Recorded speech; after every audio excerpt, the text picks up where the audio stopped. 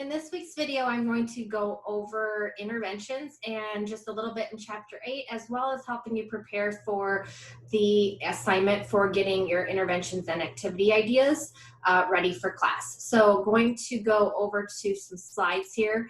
These are just a set of shortened slides from the ones that are on Moodle, and I will refer to those a couple times for you to check out further, but we will go through a few of these here right now. So by definition, intervention is an activity or activities that help to achieve outcomes stated in the program goals and objectives. So this is really the fun part, I think, and it's where you get to actually participate with your target population and create the activities that they're going to do.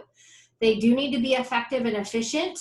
So effective in terms that they are going to actually achieve the goals and objectives that you set out, and ultimately help people change the behavior, which will ultimately improve a person's health or prevent disease. And then efficient in that it's a good use of resources and time. So I'll talk a little bit more about that. But really important that they also should be evidence-based. And when we talk about evidence-based and evidence-based practice, EBP over here, you want to use, the research that's out there, any type of expertise that you have as a health promotion specialist, so that would be kind of that clinical expertise, and then the values of your target population as well. So that all comes together to be evidence-based. So when you design your intervention, the intervention that you are designing is particularly looking to focus on behavioral and environmental factors. We can't change genetics, so really focusing on behaviors or the environment is going to be where the efforts should be put. So deciding what needs to be changed, so thinking about your behavioral or environmental sections, particularly behavior, that's what I'm asking for you particularly for this, and you will connect most of your learning objectives and educational assessment to your behaviors as well. So pick a behavior to start, and then decide on what level of prevention that you're going to do the intervention at. So remember, there's primary, secondary, and tertiary. So primary is that education is going out to all, secondary, those that are more at risk, and tertiary is more that treatment. So you're going to be at the primary, secondary levels, and they can even actually overlap a little bit. And then determining the level of influence that you have. So thinking back to that Russian doll, and is it going to be at the individual level, that intrapersonal level, or peers, family members, that social level, or the interpersonal level, organizational, institutional, community, policy, that type of level. So think about what level you're aiming for there. Then look and see if there's anything out there that has a guide for best practices or best experiences that are based on that behavior, the prevention level, and the area you want to focus on. Once you looked at that, you need to decide if you're going to have one strategy or multiple. For your assignment in this class, you have to have at least 3 different activities. So you are going to need multiple strategies for this assignment, but that's not always the case. You may only need one. You also need to make sure it's an appropriate fit for the priority population and that you have resources available. So there are a number of different categories for deciding on the actual activity or the intervention that you're going to do. And these are all in your book and also in the slides. So make sure to look through the book and through the slides to get good ideas for what you can use in your program. So there's health education, communication, policy and enforcement, environmental changes, health-related community service, mobilization, and other strategies. So other strategies includes behavior modification, cultural change at the organizational level, those types of things. So education, we've talked about education is a huge part of health promotion. If you remember back at the beginning of the semester, it was part of that model. It was in the center of the health promotion model. So it's where your target population has the opportunity to get that in-depth information and knowledge about the health topic. So you want to think about how deep you're going to go into that material or how broad you're going to cover it, and then the order that you're going to present the material. So You want to make sure you kind of introduce the why, the importance, and all of that first. That's usually one of the things to do first to get people on board. And then lesson plans are a big part of health education, and you're going to be expected to kind of plan out your intervention or activities. So think about how you might outline it. I will have some, there are some actually templates on Moodle already that you can use. And there's ones online, and then there's one in your text. But this is an example of a plan that you can use, but again, there's some other ones. But really just planning out the activity is going to be important, and then you're going to be describing that in your program. So just some methods generally for presenting educational interventions and lessons, just like about in class, you may have that facilitator and learner lecture type discussion. But we know that doesn't work for everybody. You know, that more active learning is really a good approach. So the more you can get your target population involved, the better. So you can have people that are self-taught. There's actually group programs and people working together, the use of technology, and we see a lot more now with like virtual types of lessons, and then those active learning strategies that I mentioned before. Health communication goes along with health education, so they're not mutually exclusive. They're not separate, so they're kind of always together. And so this is another kind of piece of this chapter that you want to look at as well, because they are included in most interventions, and it's really that communication piece that is used to inform and influence the decisions of your target population. So these health communication methods are often very cost effective and less threatening than others, because you're just, sending that information out there. But for your interventions, you want to have more than just that communication piece. So some of the health communication may overlap with your marketing materials that will come a little bit later in the semester. So these channels, communication channels or activities that the book lays out are also considered routes. So the actual route through which the message is disseminated to the priority population. So you'll see an overlap here with the socio-ecological perspective, or that Russian doll that I mentioned earlier, just to kind of bring you back to that. But that's that social ecological perspective. So you can get those communication channels at each of those levels.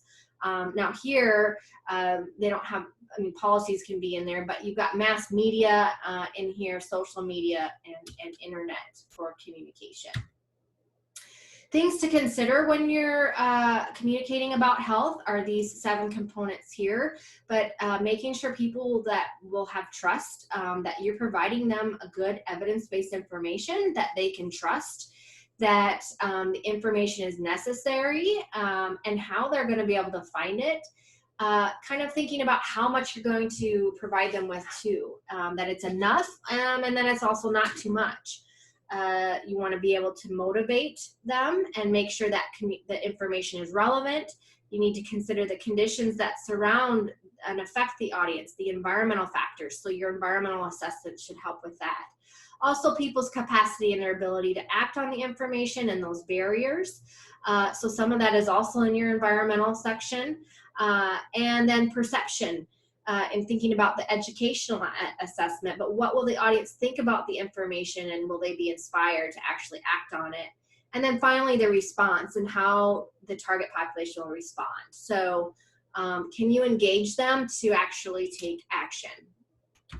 So just want to also mention health literacy, that you really need to think about the health literacy of your population. The definition is here for you. But you need to ensure that your intervention is appropriate for your priority population, because we know that only about 12% are health literate, or about 9 in 10 of Americans. Almost 100% can read, but only about 1 out of 10 are actually health literate. That means the other 9 out of 10 are not. And so they are not able to process that information, process that information that's given to them to make to make healthy behavior choices. As you can see with low literacy, health literacy, they're more likely to visit the emergency room, stay in the hospital longer. They're less likely to follow their treatment plans and then ultimately have higher mortality rates. There's also health numeracy. That's important to check out in your book in more detail, but health numeracy is part of health literacy, but it's specific to the numbers. And there's a lot of numbers in health, how we read a nutrition label, blood pressure readings, counting pills. So these types of things, all have quantitative type information. So that's called health numeracy. And we know that patients have, and target populations have even maybe that the health numeracy is very low for them. That's how I can say it. So the assignment that you are coming up with in the next part of your project is to come up with 3 activities or 3 interventions. So that word will be used interchangeably. And so using your textbook, I'll come up here and show my face again a little bit for you. Wanted you to focus on the slides. But so the next piece, really look at your textbook and slides first. So page 207 and 208 in your textbook has a lot of really good commonly used educational activities that you can start with that can give you some really good ideas. So they have ones related to audiovisual materials, printed, technology, teaching strategies and techniques, and thinking about how to make those interactive. And then once you have those ideas, so I'm just quick glancing down here, I've got the book in front of me, and role play. So I've seen some really good activities and interventions with role plays, building people's self-efficacy and their confidence in being able to say no, for example. And so you would go to the internet and you can Google role play and saying no to drugs, for example. And even adding in your population if you have young adults or college students, and try to get to that level because you want to make sure that your activity is for your target population. The other thing with health literacy and the design of it, remember that education-wise, when you go to design, it should be about the 5th or 6th grade level, so that they can understand it. So Google your health topic and teaching activities too. So just,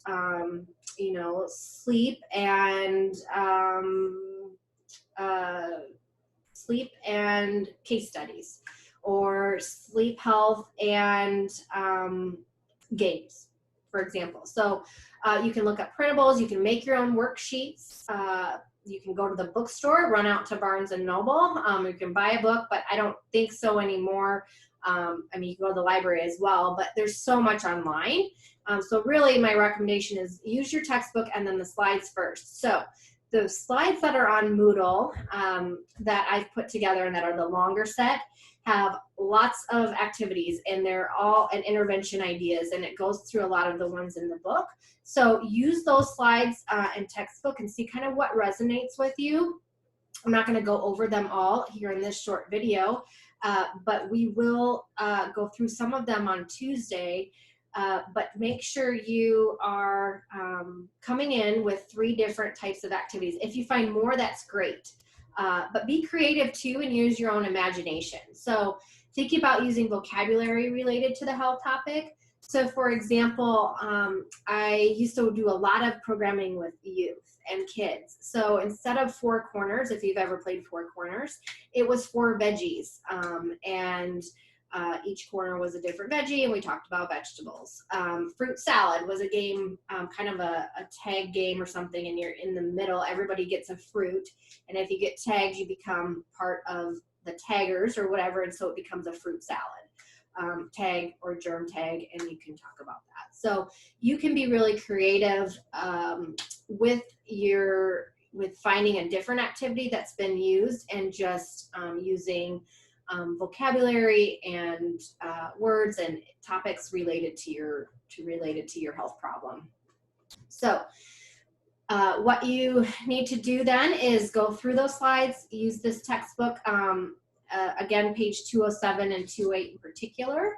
And then also just for preparing for your quiz, looking back over the chapters, but particularly related to the categories, the different types, and then the communication channels. And those are really laid out on the slides really well for you too. So I will look forward to seeing the different activities that you come up with. So we will be putting together your educational strategy with these activities that you find. As always, please reach out if you have questions, and we'll see you soon. Bye.